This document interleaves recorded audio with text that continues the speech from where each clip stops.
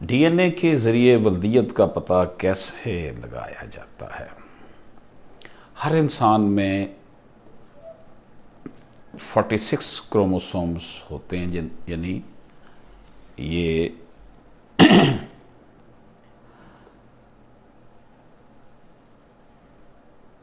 ان میں سے پیر جو بنتا ہے، 2 پیر بنتے ہیں 23 اور 23 کے۔ ایک پیر جینڈر کا ہوتا ہے، ایک اس میں جو یعنی لڑکا اور لڑکی کا۔ جب انسان پیدا ہوتا ہے تو وہ 50% کروموسومز والد سے اور 50% والدہ سے لیتا ہے۔ اس طرح جب ڈی این اے ٹیسٹ کیا جاتا ہے تو 50-50 آدھے کروموسومز ملتے ہیں والد سے اور والدہ سے۔ اس طرح بچے کے والدین کا پتہ چل جاتا ہے۔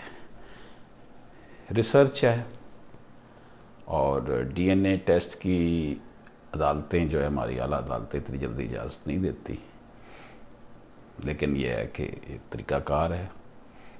اللہ تعالیٰ نے انسان کو یہ ذہن دیا کہ وہ اس مقام تک پہنچا ہے کہ وہ ریسرچ کر سکے۔ اجازت دیجیے، اللہ حافظ۔